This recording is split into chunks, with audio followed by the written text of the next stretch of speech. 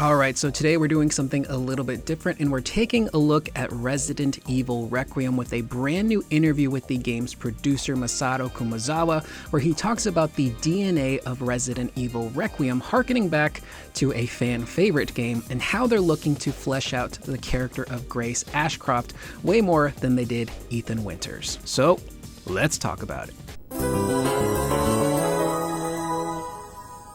Alright, so this interview with Kumazawa is coming to us from Sean Prescott of PC Gamer, who sat down with the producer recently to talk about the shared DNA that a lot of these Resident Evil games tend to have, starting off first with Village and how that really kind of harkened back to Resident Evil 4. You had this village environment, these dark gothic castles, these big swarms of enemies. It was very high-octane, action-packed.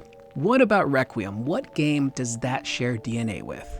Kumazawa would go on to say, "I believe in that regard, it's very close to Resident Evil 2. Which is great.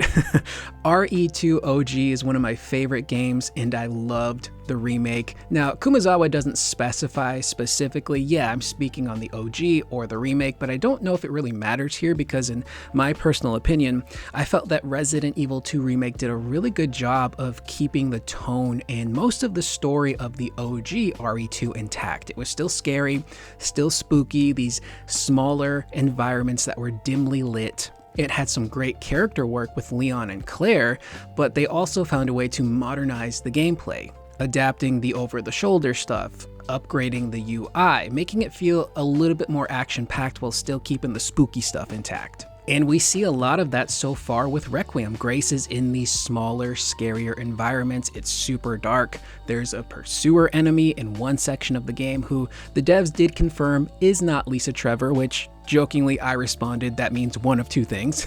It is Lisa Trevor and they don't want to spoil anything, or two, it is a completely different character. Some people have even been speculating, what if it's Grace's mom? Maybe she was experimented on and she became this big monster, which would explain why she's in that area. You know, Grace is investigating this situation that took place in the area where her mom was killed. So there's some connections there, which are pretty interesting. But just like OG RE2 and Remake, it starts off very scary and spooky, but eventually the characters do become more capable, and by the end of the game there are more action elements incorporated, which plays into the next section where they talk about the characterization of Grace versus someone like Ethan Winters of Resident Evil 7 and Village. Kumazawa would go on to say, when you look at Resident Evil 7, while Ethan is the protagonist, he's more of the character for the player. He's like a moving camera because we wanted to have the player be immersed, to be involved, and to be scared. So when you compare her with Ethan, Grace has a lot more characteristics. She has a lot more feelings involved. She's more easily scared, which I really love. Now look, I loved Resident Evil 7. It was the game that not only, partially saved Capcom, a big part of saving Capcom was also Monster Hunter, but Resident Evil 7 saved the franchise. It took this franchise, which didn't really quite know what it wanted to be. It was trying to please different audiences, and it's like, look, we're just gonna take it back to its roots. We're gonna be super scary and spooky. We're gonna have a completely different setting, and we're also gonna do first person, which is pretty controversial for Resident Evil games. I'm fine with first person or third, but I tend to prefer my Resident Evil games in third person. But it was still spooky, scary, really unsettling, and then you get to Village, which is much more action-oriented, again, much more in the vein of Resident Evil 4. But looking at a character like Ethan, he didn't really have a ton of personality to him. He had a backstory, obviously, and he had some characteristics, and I do feel like as the player, we did come to care for Ethan and his family to a degree, but he wasn't a super fleshed out character. By the end of Village, he is essentially this father who's just looking to take care of his family and save his daughter by any means necessary, to the point where, spoiler alert, if you didn't play Village, he literally sacrifices himself to ensure that his daughter Rose can continue on.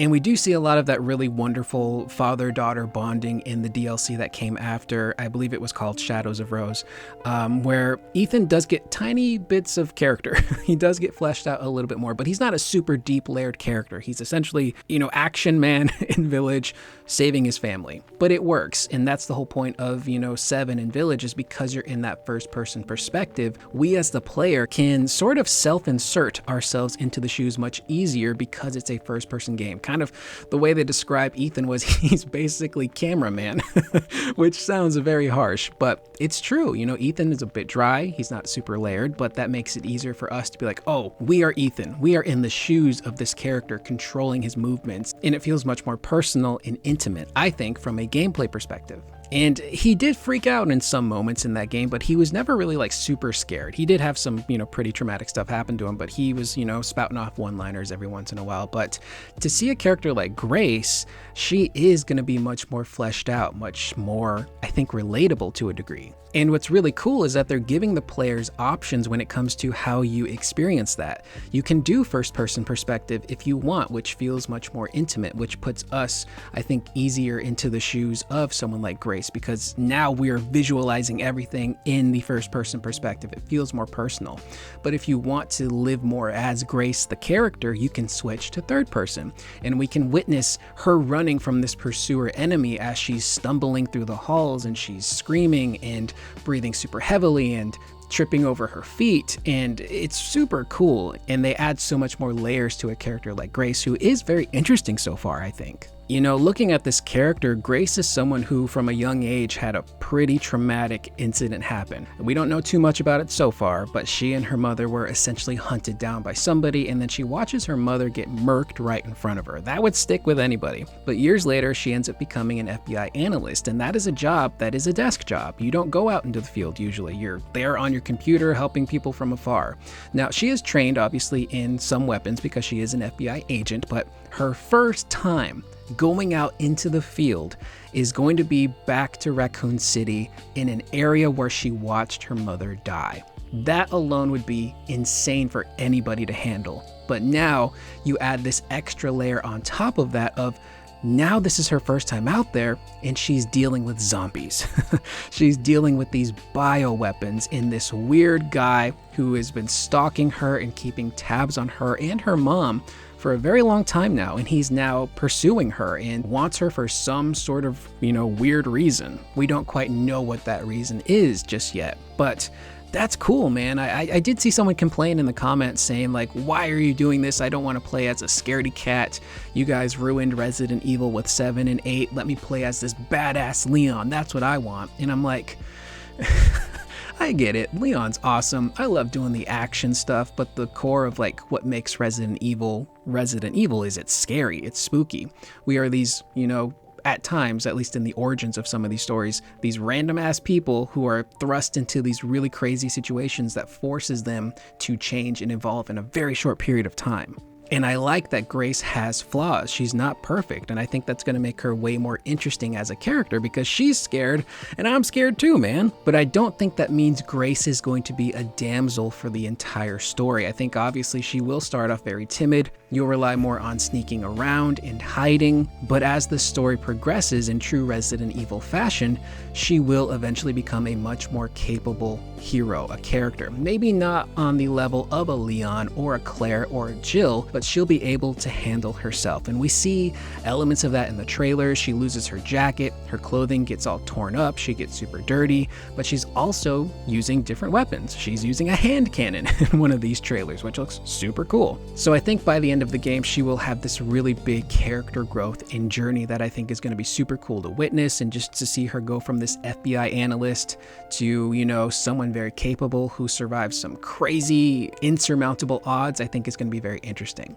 But like we spoke earlier about how RE2 OG and the remake are much more action heavy towards the end, not only do I think that fits Grace, but I also think that fits another character, which again, there have been rumors for a while now that Leon S. Kennedy may be in this game. And if he is, obviously Leon doesn't get scared. There's not much that's going to spook him. He's action man. He's going to go in there, he's going to kick ass, he's going to suplex zombies, he's going to run off a wall and like hit someone with a neck breaker. Nothing scares this guy. So I do think it's a cool element to this game where they could potentially take the DNA of Resident Evil 2 and sprinkle a little bit of that RE4 towards the end, or at least in sections where maybe we do play as Leon, where those are going to be the much more action-oriented sections. Grace, again, I think will become more capable, but she's not going to be a Leon. She's not going to be flipping and dipping all over the place doing all these crazy feats. That's going to be reserved, I think, for a Leon S. Kennedy, which I think is pretty cool. It's a nice blend of horror and still invoking the action of Resident Evil that a lot of people have really come to enjoy with something like Resident Evil 4 and even Village. It's pretty exciting. And Kumazawa does go on to say that he does feel the pressure to get this game right because they are going back to Raccoon City. So he says, Raccoon City is a very important place, not just for the series, but also for the development team. So that's a lot of pressure for us.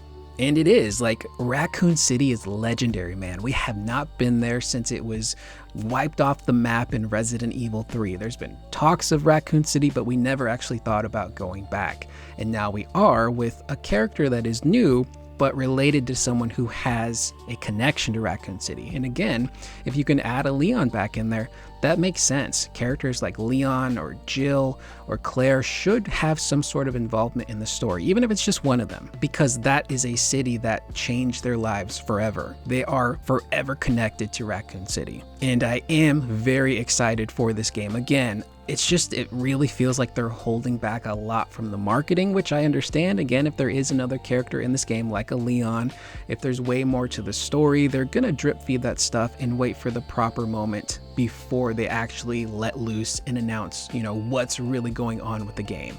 And I think that could happen at the Game Awards. We're just a few weeks removed from the Game Awards. I'm expecting something maybe, hopefully in relation to Final Fantasy VII Remake, but hopefully a new trailer as well for Requiem, which could reveal Leon S. Kennedy. Maybe he's got a beard, maybe he has an eye patch, maybe he's smoking a pack a day. I don't know. But to have him come back and help close off this chapter of Raccoon City, hopefully that means he doesn't die, I think would be pretty cool. So I think the developers understand how big this is, going back to Raccoon City, and I think they realize they gotta do it justice. They can't mess it up.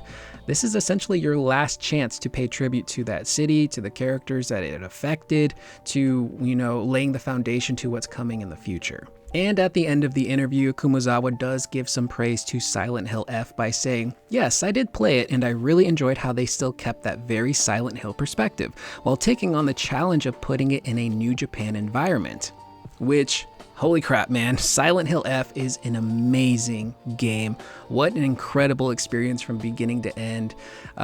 I'll dive more into that in my Game of the Year discussions, but man, that is a special game. I had a blast playing through it, and I plan to play through it a few more times to get the other endings and really flesh out the story. But again, that kind of relates to Resident Evil in the sense that they still, for Silent Hill F, they took it out of the town of Silent Hill, but what happens in that game, the themes and the story and how people are affected by, societal pressures or personal trauma is still there. It's still at the heart of what that story is. And for Resident Evil, it's kind of almost the opposite. It's like now we're going back to Raccoon City. We're not taking Raccoon City elements and placing them somewhere else. It's like, no, we're going back to the scene of the crime, man. So I'm excited. I just want to see more, and I can't wait for that floodgate to actually open up for this game and the story, and Capcom to be like, yes, this is what's actually going on. We can now talk way more about the story and the characters and some of the gameplay elements. So I'm looking forward to it.